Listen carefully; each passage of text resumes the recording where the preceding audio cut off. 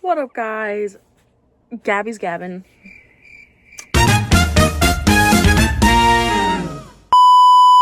What is up, guys? Welcome to my first video. My whole life, I've always wanted to be like, I want to be a YouTuber. I see people doing it, and I'm just like, that should be me. That should be me. That should be me holding your hand. That should be me making you laugh. I never got around to it, and now I have officially been accepted into the DCP for fall of 2025. So I thought I would start it off like everyone does and talk about my phone interview. So they actually start off your interview with saying, do not record this interview. Do not. So I obviously didn't record it because I wasn't about to get in trouble with Disney.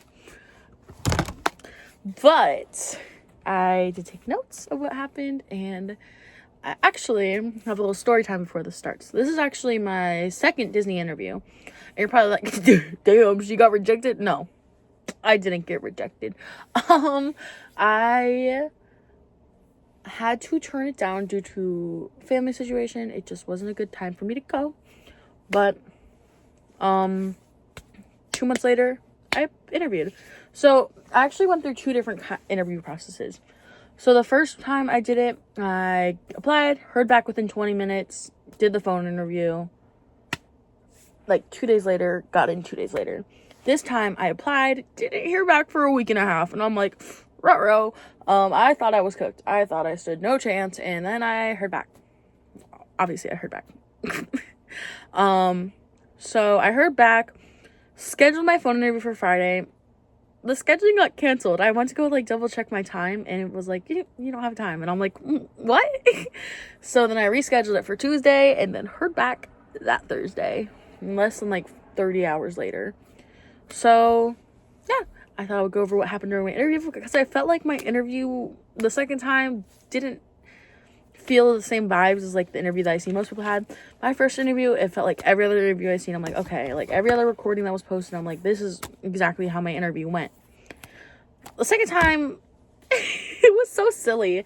So I joined the call, and they're like, is this Gabby? And I'm like, hi, this is Gabby, all teary and smiley, because I feel like I'm smiling.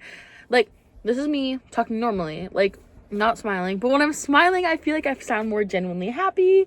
And yeah, so we started the interview. Me and her were just gabbing. We were we were starting our interview. Me and her were just gabbing, talking about random stuff, and then we started getting to how will Disney help me in the future. And for context, I'm in college to be a high school theater teacher, so I made sure to focus on the public speaking and the communication and the theatrical aspects, because I want to do attractions, the improv I would have to do, the problem solving I have to do, the professionalism and work ethic I would have to develop, because I'm not the most professional girly, and I definitely need to work on that, and I feel like this could be a good time to do it. And then she asked me why I love Disney.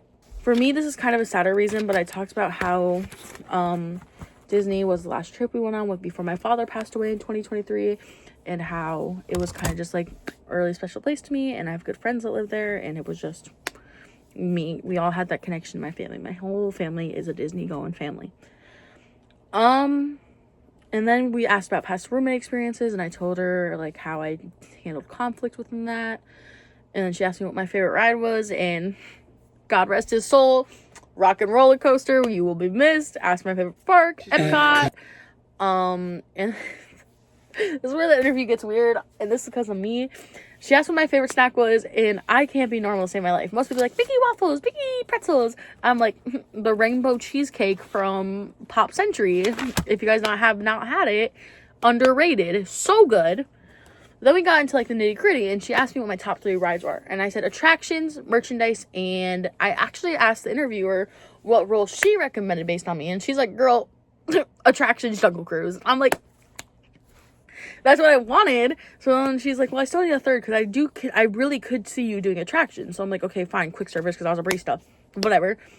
So for each role, she wanted reasons why I'd be good for that role. So for attractions, I told them I was a camp counselor for 2 years, and I learned a big safety aspect from it. I feel like this is a niche thing I mentioned, but I feel like it really helped me push towards attractions. I mentioned that in 2024 I placed top in the state for an improv competition at like Illinois High School Theater Fest. Like Theater Fest, it's like a big thing in Illinois. I don't know if a lot of other states have it.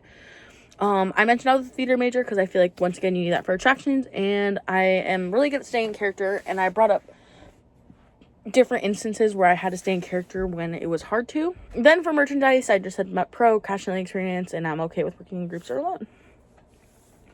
So then here's where the interview starts getting more like, I haven't seen people do these interviews like this. I haven't seen anyone post an interview like this. She asked me to like start telling jokes, like be myself, be goofy, like just like stuff like that.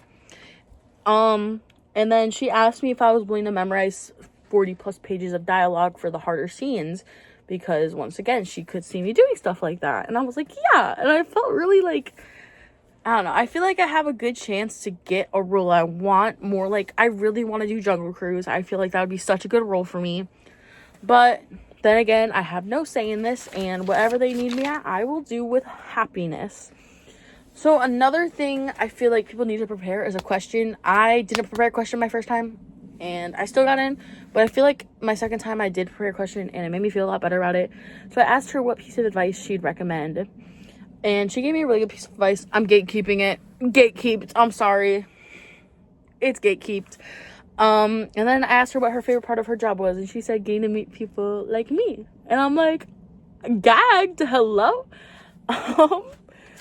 So yeah, now I am Disney bound, and I am so grateful for this experience. So I can't wait to document it and show it with you guys, because I feel like not everyone gets to do stuff like this, and I want people to be able to see what it's like. And if people do want to do it and do have the opportunity to do it, I want to show them a real and authentic version of it, because I feel like a lot of times it's either I completely hate Disney or I love Disney and I do it. And I'm kind of in the middle. Like, I like Disney. Disney is a big thing for me, but I also, it's not my life. And I feel like a lot of people, it's either they are just okay with Disney or it's like their life. And I want to show kind of like a healthy in between. And I'm like, I'm cool with Disney, but I can have some time away from the park. And I feel like showing that will give this a new perspective that a lot of people haven't seen, and I personally haven't seen when I was doing my research. So, yeah, I can't wait for you guys to enjoy the adventure with me. Have a great day.